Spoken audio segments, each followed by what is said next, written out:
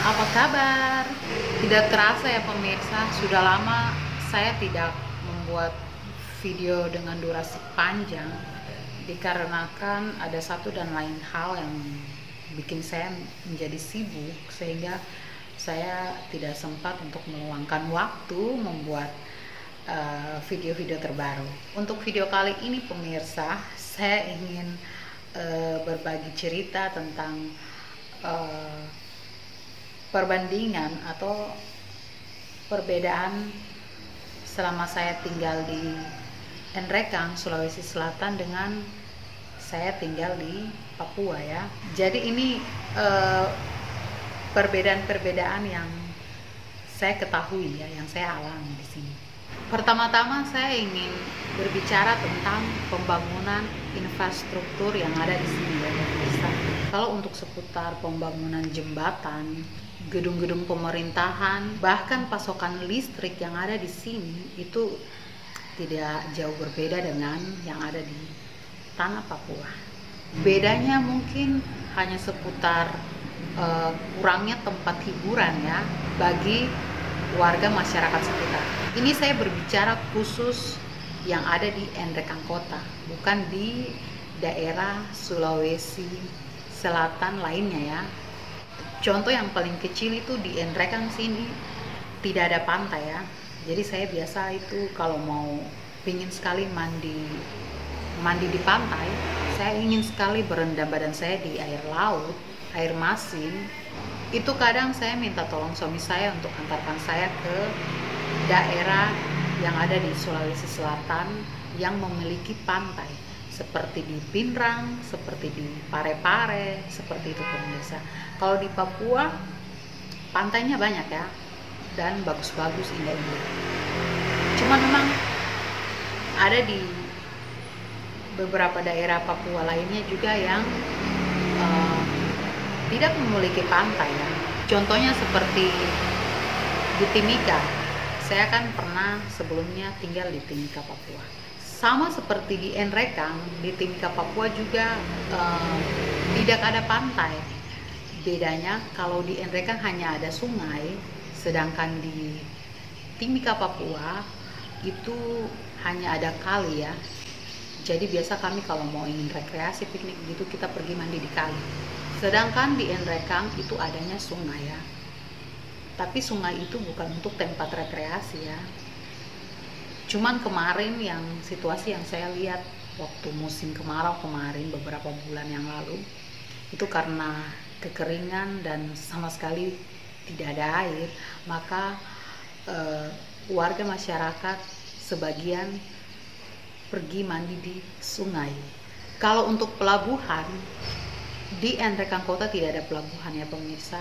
Beda dengan di Timika, itu walaupun dia tidak ada pantai tapi dia memiliki pelabuhan kapal ya. Dan satu hal lagi, di sini tidak ada tempat makan seperti KFC, tidak ada sama sekali di Nrekang. Kalau di Timika Papua, meskipun dia tidak memiliki pantai tapi di sana ada KFC di Sorong dan di Papua-Papua lainnya ya. Tapi kalau di Nrekang sini tidak ada KFC karena kalau mau dilihat memang Nrekang Kota itu dia tidak besar ya, dia kotanya itu kecil saja pemirsa. Tapi kalau untuk Nrekang Kabupaten atau Kecamatan itu memang banyak dan terbagi-bagi ya dan luas ya. Tapi kalau khusus Nrekang Kota yang saya tinggal ini, kotanya itu tidak terlalu besar. Kalau kita ukur dengan perbandingan seperti di Kota Sorong, Nrekang Kota itu dia luasnya itu seperti daerah Kampung Baru, khusus daerah Kampung Baru ya. Dari Pasar Boswesen sampai di Kuda Laut, pelabuhan, lapangan hoki dan tembok Doviora, seputaran situ aja. Dia luasnya seperti begitu. Kotanya sangat kecil ya Nrekang. Kalau Kota Sorong kan luas sekali ya pemirsa. Jadi makanya kalau setiap kali kami bosan di rumah, suami saya ajak jalan-jalan, paling cuman keliling seputaran kota Nrekang itu saja. Dan itu tidak sampai 10 menit ya. Tidak sampai 10 menit kami sudah keliling semua tempat-tempat yang ada di Nrekang Kota. Jadi yang selama saya tinggal di sini itu salah satu tempat hiburan saya dengan suami saya itu biasa kami kalau bosan kami pergi makan di salah satu kafe.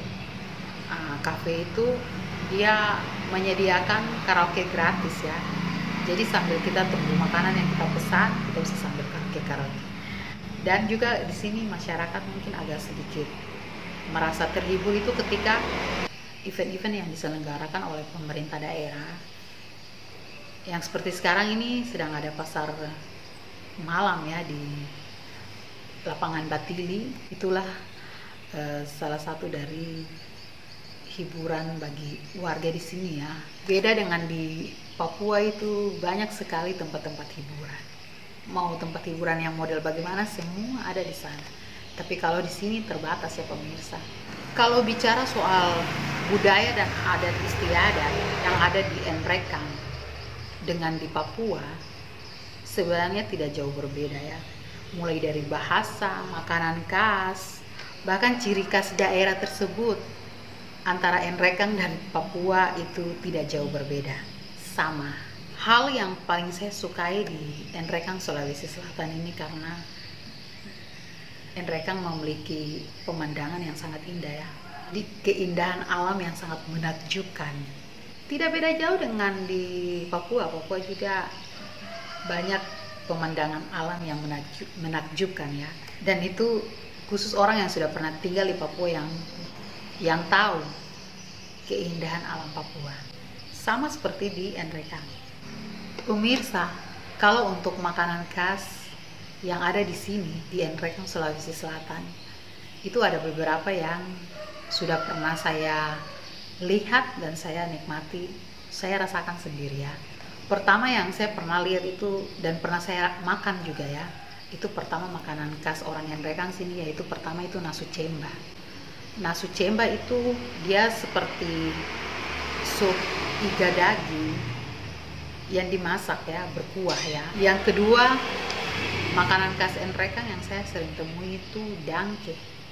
Dangke itu dia terbuat dari susu kerbau atau susu sapi, dan teksturnya itu seperti tahu dan rasanya itu mirip-mirip dengan keju. Itu yang mereka bilang kejunya orang Bugis Enrekang. Itu sudah namanya dangke. Untuk nama dangkenya sendiri itu berasal dari bahasa Belanda ya. Ada ceritanya. Coba pemirsa nanti cek-cek aja di Google, karena saya sempat dengar asal usul dangke itu di RRI Makassar.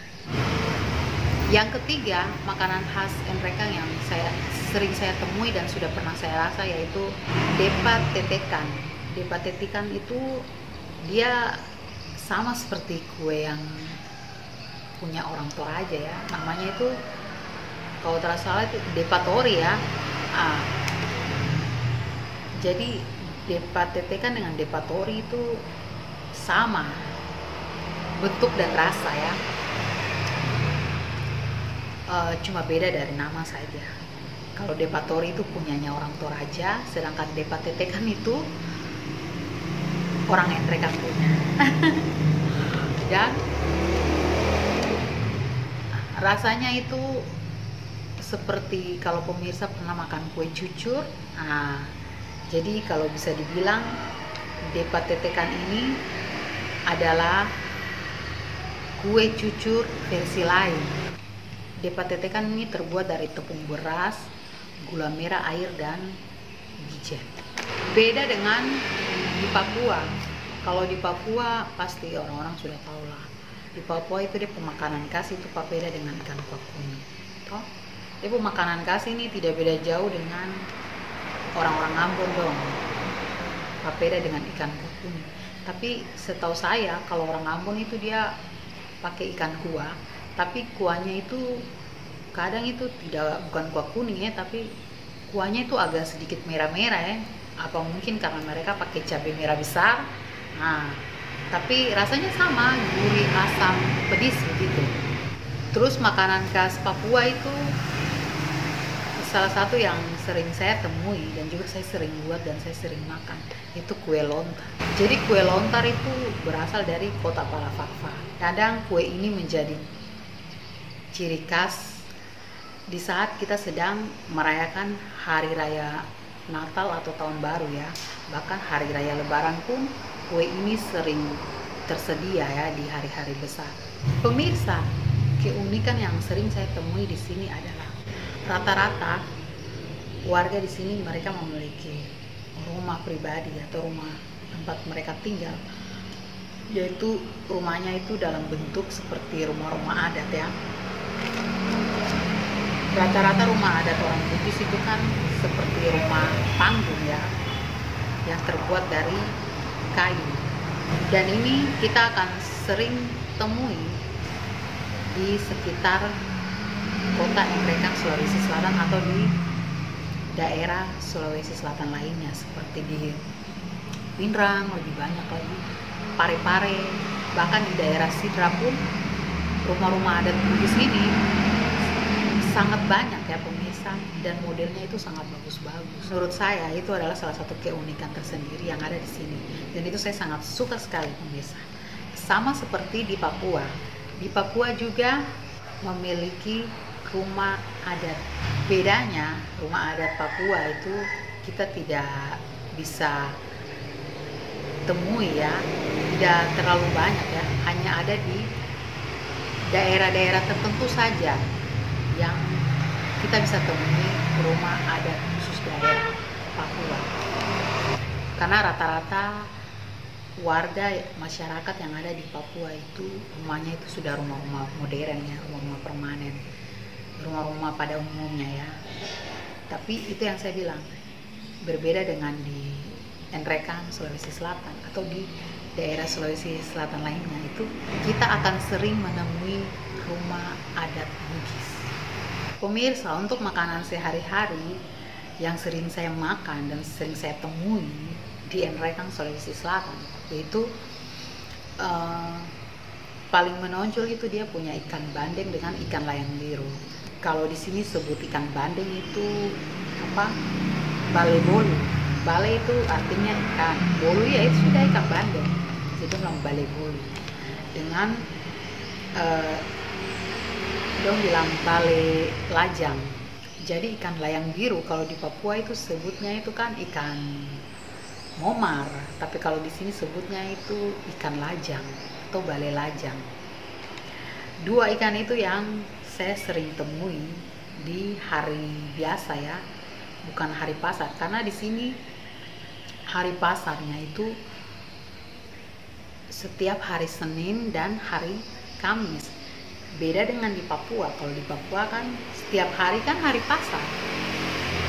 Kalau di Enrekang sini hari pasarnya itu cuma hari Senin dengan hari Kamis.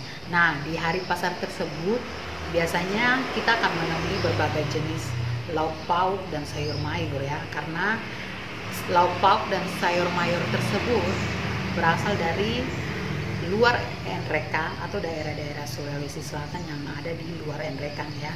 Mereka datang berkumpul di pasar Enrekang untuk mendagangkan barang dagangan mereka.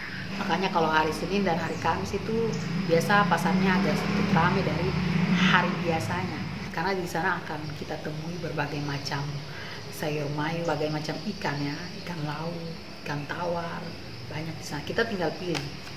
Beda dengan hari biasa, selain hari Senin dan Kamis itu yang ada itu rata-rata itu paling banyak itu ikan layang biru dengan ikan bandeng pemirsa. Jadi kalau pemirsa ingin makan ikan lain selain dua jenis ikan tadi, pemirsa bisa tunggu nanti hari Senin dengan hari Kamis. Selain ikan, untuk sayurnya, pemirsa, saya selama tinggal sini baru saya lebih sering makan sayur ini ya, yaitu sayur kelor. Bukan berarti di Papua tidak ada sayur kelor. Di Papua juga saya sering tanam pohon kelor ya, karena saya punya mama dengan bapak itu juga paling sering makan sayur kelor ini. Tapi kalau saya di Papua tidak terlalu sering ya, kadang mama saya suka tumis dengan sayur kangkung campur, itu pun ditumis pedis-pedis dan makan panas-panas baru saya makan. Beda dengan di sini itu hampir satu minggu itu bisa 2 atau 3 kali sayur kelor saya makan ya. Di sini satu minggu sekitar 2 atau 3 kali saya makan sayur kelor, dan masaknya itu sangat mudah pemirsa. Pemirsa tinggal didihkan air, masukkan penyedap rasa, atau biar lebih sehat taruh garam saja, atau tambah sedikit micin ya. Nah, kemudian masukkan sayur kelor, terus biar lebih wangi biasanya ditambahkan sedikit daun kemangi. Cuman direbus begitu doang, tidak pakai tumis bawang merah, bawang putih, tidak. Begitu saja, air mendidih, taruh garam vetsin, sudah taruh masuk sayur, aduk-aduk, tunggu daunnya masak sedikit, baru diangkat. Tapi tidak masak lama-lama, cepat saja. Sayur seperti itulah yang sering saya makan di sini pemirsa. Kalau untuk masalah masak ikan kuah, ini perbedaannya. Kalau di Papua itu kita masak ikan kuah itu kita pakai bawang merah, bawang putih, rica, dan rempah-rempah lainnya pemirsa. Jadi lengkap. Beda dengan orang-orang di sini. Mereka kalau masak ikan bandeng kuah itu mereka biasanya cuma pakai asam jawa, air asam jawa, terus garam, micin, sudah langsung mereka rebus. Seperti itu saya praktis. Mereka punya ikan kuah, dan ikan kuah seperti itulah yang biasa mereka ambil kuahnya untuk dibikin kapurung, ditambah dengan kuah sayur, dan dia punya isian-isian semuanya. Seperti itu kan.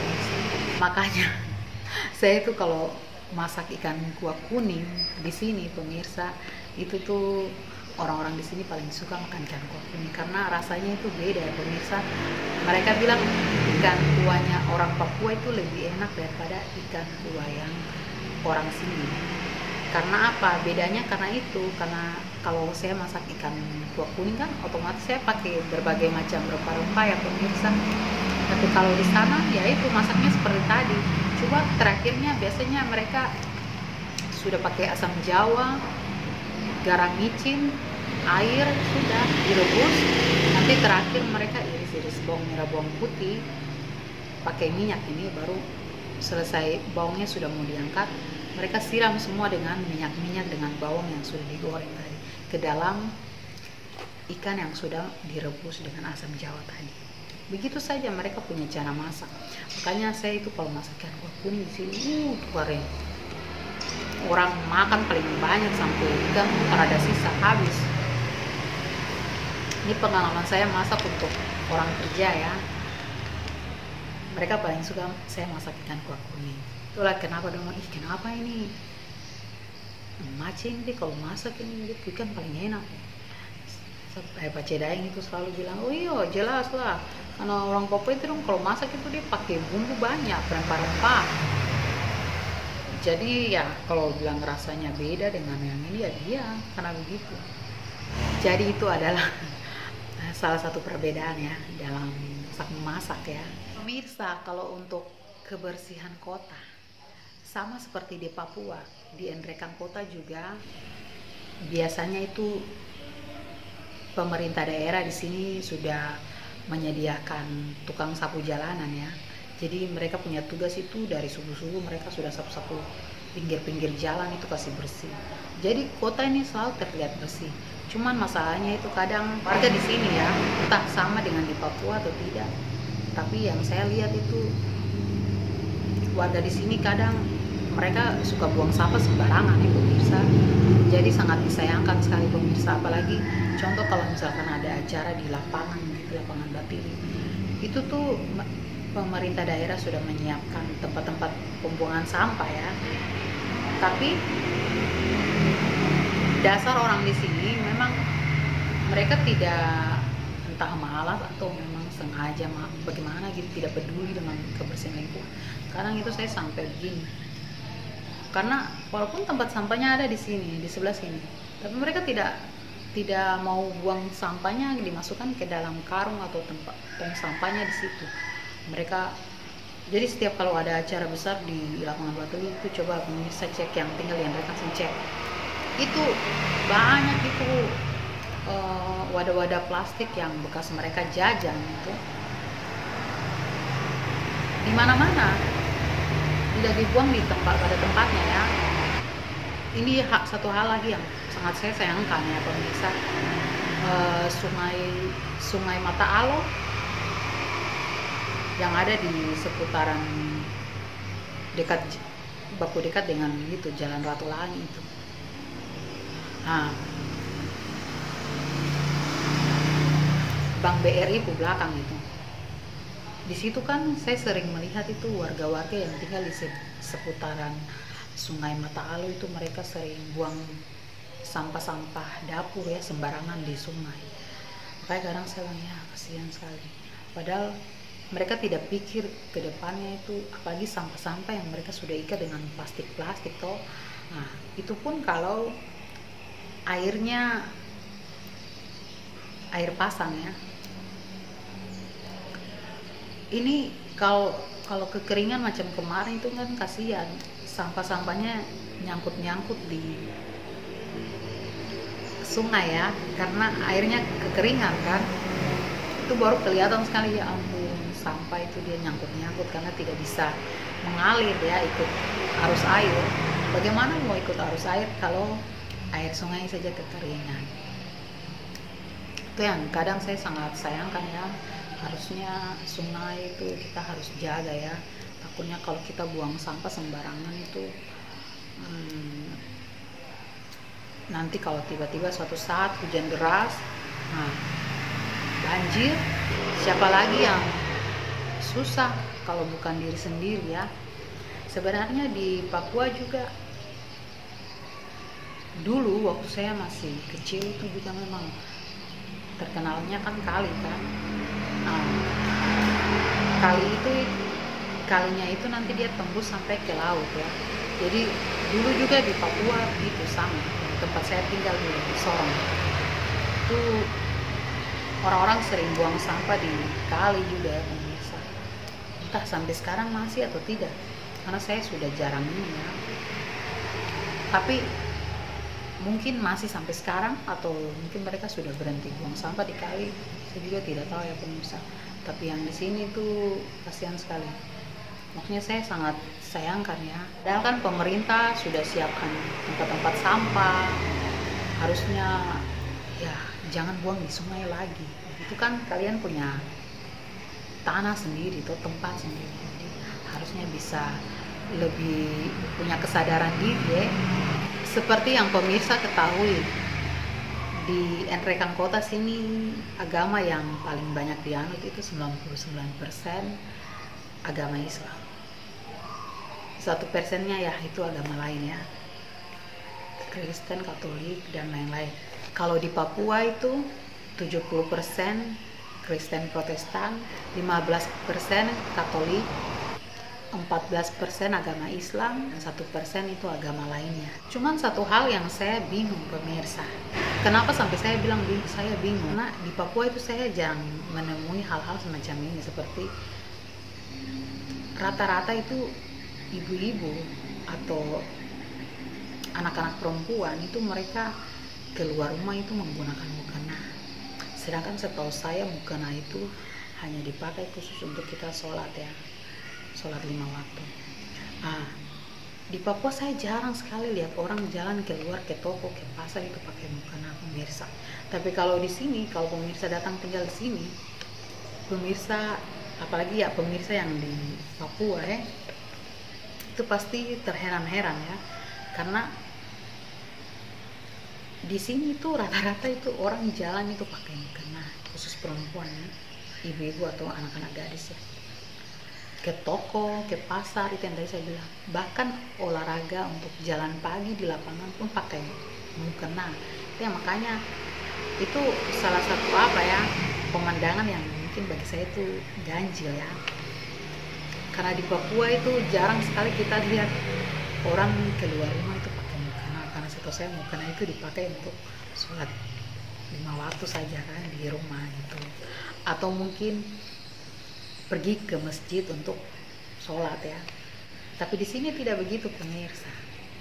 Pemirsa pasti akan temui hal-hal seperti itu jika pemirsa datang tinggal di sini.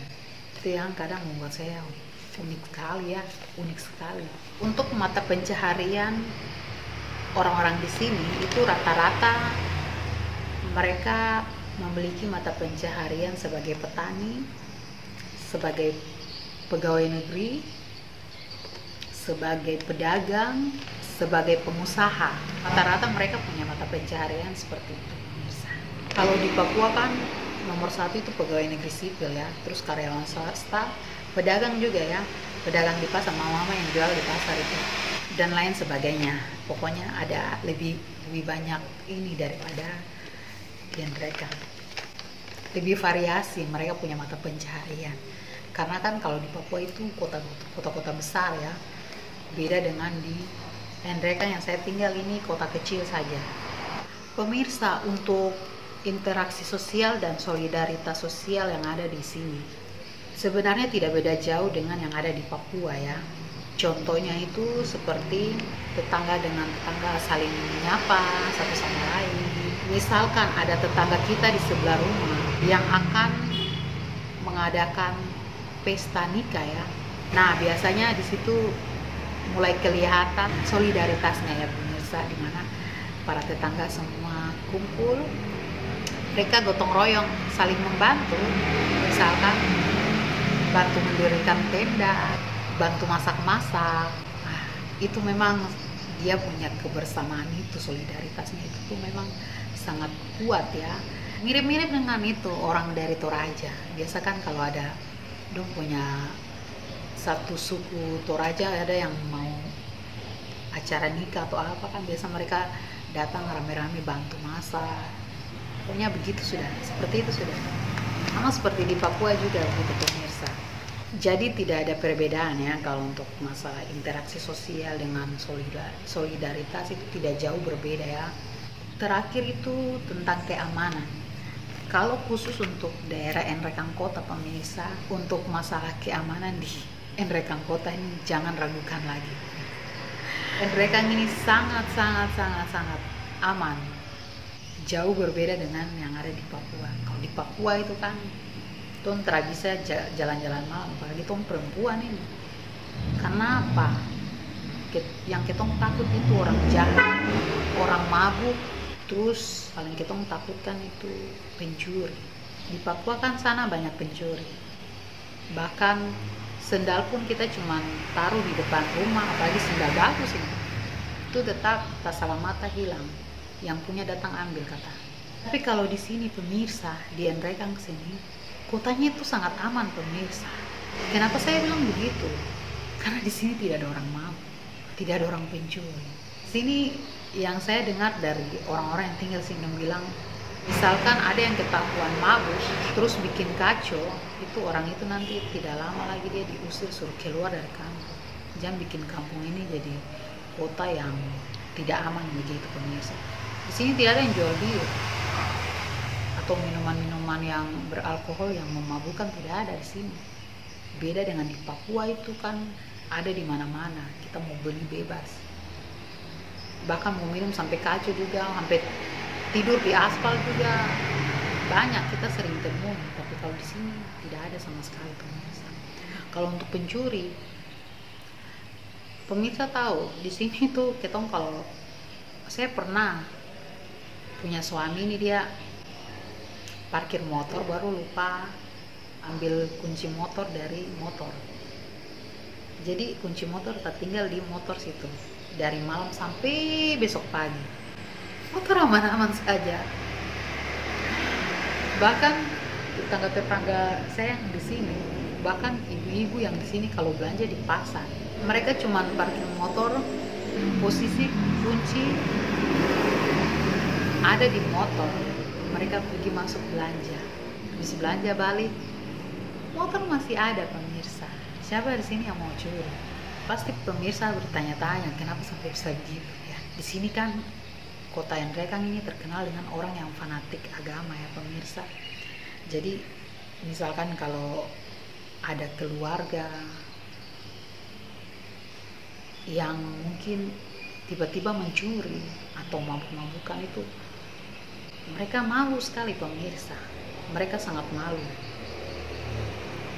Mereka merasa seperti harga diri mereka itu diinjak-injak. Makanya orang-orang di sini itu tidak sembarang buat kejahatan. Jadi orang-orang di sini bilang kalau misalkan ada pencuri di Nrekang itu biasanya itu orang-orang yang dari luar Nrekang yang datang bikin kacau di sini. Bahkan itu kitong kalau keluar rumah terus lupa kunci pintu atau cuma kasih rapat pintu saya baru tidak kunci, aman, tidak ada yang berani masuk mau mencuri barang di dalam rumah. Berbeda dengan di Papua atau pemirsa. Kalau di Papua itu bahkan kitong sudah kunci pintu mati nih, tapi tuh barang-barang bisa hilang. Itu salah satu kelebihan yang ada di kota Nrekang, Sulawesi Selatan. Dan saya sangat senang sekali tinggal di kota ini karena kota ini sangat aman pemirsa. Saya bahkan mau jalan pagi jam 5 atau jalan-jalan santai jam-jam 12 malam, jam 1 malam, aman. Tidak ada orang mabuk seperti di Papua. Itulah kelebihannya pemirsa. Dan perbedaan yang sangat jauh kalau dari segi keamanan di sini. Oke pemirsa, demikian video saya kali ini. Itulah perbandingan yang sering saya temui di kota Nrekang, Sulawesi Selatan, perbandingan dengan kota yang ada di Papua, mulai dari makanan khasnya, keamanannya, mata pencariannya, dan selain sebagainya yang sudah saya jelaskan tadi di video. Pemirsa yang sudah nonton dari menit pertama sampai menit terakhir pasti sudah mengerti kan, dan pasti sudah membayangkan, oh berarti inilah perbedaan antara kota Nrekang dengan kota yang ada di Papua. Kenapa saya bilang Papua? Karena Papua secara keseluruhan. Karena saya sering tinggal di daerah Papua, kadang di Papua Barat. Oke pemirsa, sebelum saya akhiri video ini, saya mohon maaf jika ada salah-salah kata. Bagi pemirsa yang belum subscribe, jangan lupa subscribe dan like video ini jika pemirsa suka dengan video ini. Silakan masukkan komentar pemirsa jika ada yang ingin pemirsa tanyakan. Dan sampai jumpa kembali di video Mace Papua selanjutnya. Bye-bye.